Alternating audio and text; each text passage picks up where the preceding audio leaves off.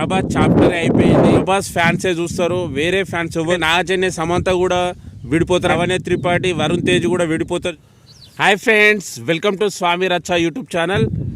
ఒక గొప్ప జ్యోతిష్యుడు, అందరి జ్యోతిష్యం చెప్పే ఒక జ్యోతిష్యుడు, రాజకీయవేత్తలకు, సినీ యాక్టర్లకు అందరికీ జ్యోతిష్యం చెప్పేవాడు. ఇప్పుడు 2024లో ఆయనకు జ్యోతిష్యం, ఆయన జాతకం బాగలేదు. అతను ఎవరో కాదండి, మీకు ఆల్రెడీ థంబ్నెయిల్ పెట్టాను. వేణుస్వామి పండితుడు. అసలు అతని జాతకం 2024లో బాగలేదు. ఎందుకు బాగలేదు అని రీజన్ చెప్పే ముందు ఫస్ట్ టైం నా ఛానల్ చూసినట్టయితే సబ్స్క్రైబ్ చేయండి, లైక్ చేయండి. ఓకే, అయితే ప్రభాస్ గారి గురించి ఇంతకు ముందుకు ఒక ఇంటర్వ్యూలో చెప్పిండు. ప్రభాస్ చాప్టర్ అయిపోయింది, ఆయన స్టార్టింగ్ మళ్ళీ ఇండస్ట్రీ ఎప్పుడైతే ఈశ్వర్ మూవీ నుంచి వచ్చాడో మళ్ళీ ఈశ్వర్ మూవీ నుంచే స్టార్ట్ చేయాలి. ఆయన మూవీస్ ఆడయి ఆయన ఇండస్ట్రీలో పడిపోయాడు అనేసి ఒక ఇంటర్వ్యూలో చెప్పిండు. కానీ అలాంటి వ్యక్తి ఇప్పుడు ఒక ప్యాన్ ఇండియా హీరోగా ఎదిగిండు. సలార్ మూవీ గురించి కూడా ఒక ఇంటర్వ్యూలో చెప్పిండు. ఆయన ఎవ్వరు చూడరు, ప్రభాస్ ఫ్యాన్సే చూస్తారు, వేరే ఫ్యాన్స్ ఎవరు చూడరు, ప్రొడ్యూసర్లకు లాస్ అవుతారు అని చెప్పారు. అలాంటిది వేణుస్వామి పండితులకు ఏమైంది అంటే బెడిసి కొట్టినాయి ఆ మాటలు. మళ్ళీ ఏమని అంటాడు, నేను ఆల్రెడీ చెప్పిందే నిజమవుతుంది, ఎందుకంటే నాగచైతన్య సమంత కూడా విడిపోతారని చెప్పిన, విడిపోయారు. మళ్ళీ లవనే త్రిపాఠి వరుణ్ తేజ్ కూడా విడిపోతారు చూడండి అని ఇంటర్వ్యూలో చెప్తున్నావు. చూద్దాం అది ఎంతవరకు వేణుస్వామి చెప్పింది నిజమో కాదో అనేసి కొద్ది రోజులైతే తెలిసిపోతుంది. మీకు డౌట్ రావచ్చు, అన్న మీకు ఈ దేవుణ్ణి, ఈ జ్యోతిష్యం చెప్పే వాళ్ళను, జాతకం చెప్పే వాళ్ళను మీరు నమ్మరా అంటే నేను నమ్ముతా. అది ఎట్లా అంటే దేవుళ్ళు అనేది, జాతకాలు అనేది, జ్యోతిష్యం, పంతులు అనేది ఒక నమ్మకం లాంటిది. అంతే తప్ప వాళ్ళు చెప్పిందే జరుగుతుంది అని 100% ఇవ్వలేం.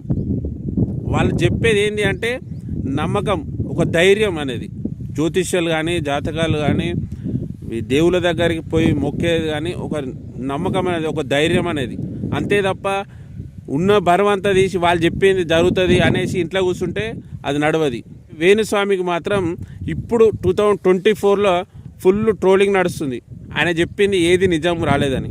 ఎందుకంటే మొన్న ఎలక్షన్ టైంలో కూడా మళ్ళీ థర్డ్ టైము కేసీఆర్ గారే వస్తారు, వేరే పార్టీ ఎదగదు తెలంగాణలో అని చెప్పిండు. అది కూడా బెడ్సి కొట్టింది. ఇట్లా 4-5 ఇట్లే జాతకాలు చూసి ఆయనకు మైనస్ అయింది. అందుకే ప్రతి ఒక్కరు ఇప్పుడు సోషల్ మీడియాలో వేణుస్వామిని ట్రోల్ చేస్తున్నారు. అంటే 2024లో వేణుస్వామి జాతకం అయితే బాగలేదు. ఎందుకంటే ఆయన ఏ జాతకము, ఏ జ్యోతిష్యం చెప్పినా కానీ ఆయనకు బెడ్సి కొడుతుంది. ఎందుకంటే ప్రభాస్ ఫ్యాన్స్ మాత్రం ఆయన మీద చాలా ఫైర్ అవుతున్నారు. మళ్ళీ ఎలక్షన్ టైంలో కూడా కేసీఆర్ గారే వస్తారు అని చెప్పారు, కానీ రాలేదు. మళ్ళీ ఇంకోటి ఏంటంటే ఇప్పుడు రీసెంట్ ఇంటర్వ్యూలో కూడా లవణ్య త్రిపాఠి, వరుణ్ తేజ్ డివైడ్ అయిపోతారు, విడాకులు వస్తాయి అని చెప్తుండ్రు. చూద్దాం అది ఎంతవరకు వస్తుందో. ఓకే ఫ్రెండ్స్, అంటే మీరు జ్యోతిష్యం, జాతకాలు నమ్మొద్దని నేను చెప్పాను, దేవుళ్ళని నమ్మొద్దని కూడా చెప్పాను. 100% దేవుళ్ళని నమ్మాలి. ఎందుకంటే అది ఒక నమ్మకం, అదొక ధైర్యం.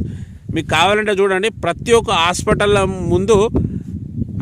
ముందు పక్కకు కంపల్సరీ ఒక గుడి ఉంటుంది. ఆ డాక్టర్ల సైతం కూడా దేవునికి దండం పెడతారు. అది ఏంటి అంటే ఒక నమ్మకం, ఒక ధైర్యం అన్నట్టు. వేణుస్వామి గారిని ట్రోల్ చేసే ప్రతి ఒక్కరు చెప్తున్నా, అన్న వదిలేయండి. ఎందుకంటే ఎవరైనా సరే ఒక 10-15 జాతకాలు చెప్తే ఒక 2-3 మిస్ అయితే అవుతుండొచ్చు. అలాంటిది మీరు ఆయనను పర్సనల్గా తీసుకొని ట్రోల్ చేస్తే ఎవరికైనా బాధ అనిపిస్తుంది అన్న. మనం కూడా ఏదైనా పని చేస్తే 10 పనులు చేస్తే అందులో ఒక 4-5 సక్సెస్ అవుతాయి, 5-6 పోతాయి. అలాంటిది వేణుస్వామి గారి జాతకాలు కూడా మిస్టేక్లా 2-3 మిస్టేక్లు కావచ్చు. అలాంటిది అతన్ని ట్రోల్ చేసి అతన్ని ఇబ్బంది పెడుతున్నా. నేను ట్రోల్ చేసే ప్రతి ఒక్కరు చెప్తున్నా, ఇప్పటికైనా ఆయన ట్రోల్ చేయకండి, ఇబ్బంది పెట్టకండి. నా ఉద్దేశాన్ని నేను చెప్తున్నా ఫ్రెండ్స్, ప్లీజ్ అర్థం చేసుకోండి. ఎవరి మనసు అయినా బాధ పెట్టకూడదు. ఓకే ఫ్రెండ్స్, నేను చెప్పింది మీకు నచ్చినట్టయితే లైక్ చేయండి, షేర్ చేయండి.